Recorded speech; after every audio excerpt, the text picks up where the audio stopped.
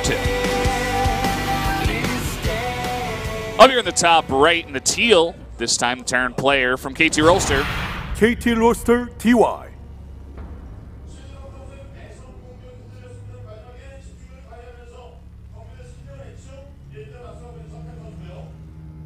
And his opponent losing a close game, that last one down in the bottom center. Bomber.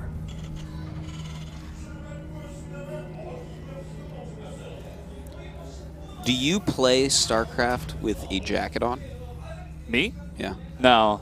I usually play T-shirt like, or with the T-shirt, yeah. You're like just naked. like in my I play pajamas. naked like, only.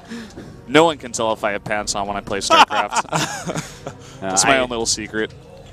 What do you do, Dan? It matters the temperature, but I normally crank it up in my little room that my computer's in, as high as it goes. So I start off normally in a sweatshirt, but end in a T-shirt. Once you go into a long macro game for like 35 minutes where it's really back and forth, you know, defending a bunch of drops against a Terran, you're not going to have that sweatshirt on by the end of that game. Now, this is an interesting thing. Even if it's cold, tell me if I don't think you have this because you're actually a very well-balanced individual, a real human being. But I'm a rager. I'm a rager. I get really, really angry when I lose and stuff. Like, as do I. Yeah, I actually do as well. Well, I get so angry that you know, a lot of times after I lose a game, my body temperature has increased so much that I have to take my sweatshirt off even if it's cold. Really? Because, yeah, like a lot of the time, like if people watch me on my stream and stuff, yeah, you'll notice people in the chat. If I start in a sweatshirt and I lose a game I'm angry about, like the sweatshirt comes off. That's it. It's pretty interesting. I love it. David Kim right there. For any of you who don't know, he's the lead balance designer for StarCraft II. And, you know, a lot of people whine about balance on the internet, but actually this game is fantastically balanced. Yeah, man. Who's talking about Swarm Host when you got 555? Well, or it's going to be 655 soon. To be frank, the Swarm Host, I would say, is a problem. But the game is better balanced than just about any game ever created. So I was talking to Moonglade about the Swarm Host.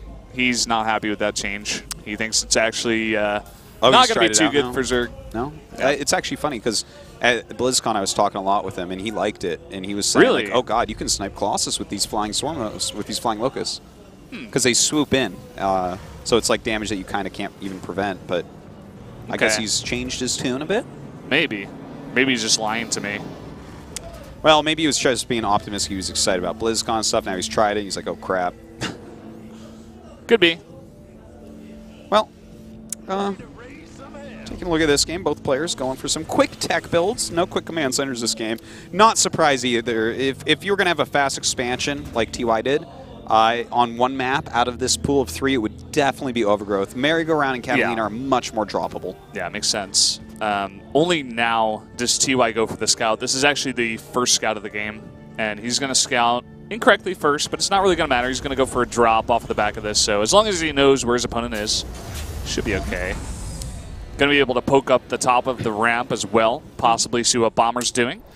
Yeah, he may be able to. If he goes all the way in, I believe he does see that tech lab for sure.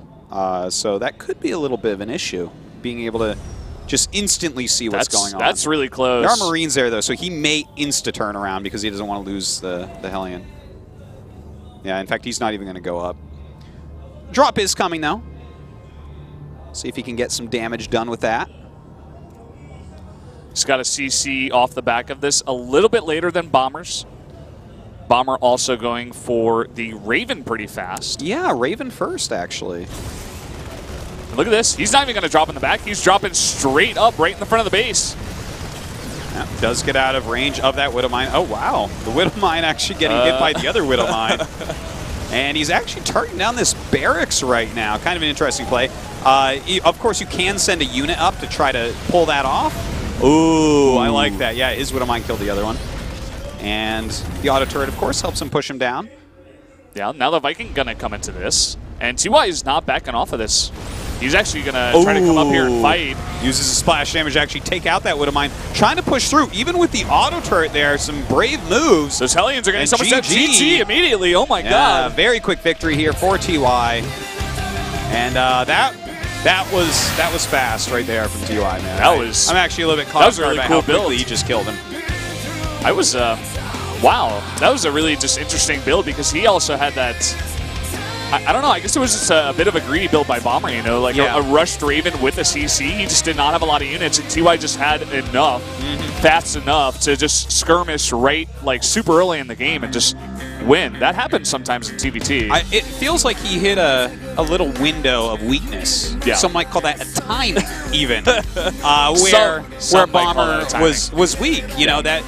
Like, he was getting the Raven, and then I'm sure that it wasn't going to be another Raven. It was probably going to be a Banshee or Viking. You know, if he gets a few more units out there, this push is not going to be so hard to deal with. But that was very well executed by TY when you think about it, right? Like, he was pressuring the barracks so hard with damage that it had to lift off, which lets him walk up the ramp. Yeah, and I wonder if TY, like, I don't think he was going for the game-winning blow there. I think he was just going for a little bit of pressure, a little bit of poke, but then he realized the build that Bomber was doing, and he's like, oh, if I just follow up with my Viking to, you know, attack the Raven, attack the medevac, I can do actually game-winning damage, and that's exactly what happened. And that's what we call a bop. So we're going to go to a quick commercial break, and when we come back, it's going to be Younghwa against Dream.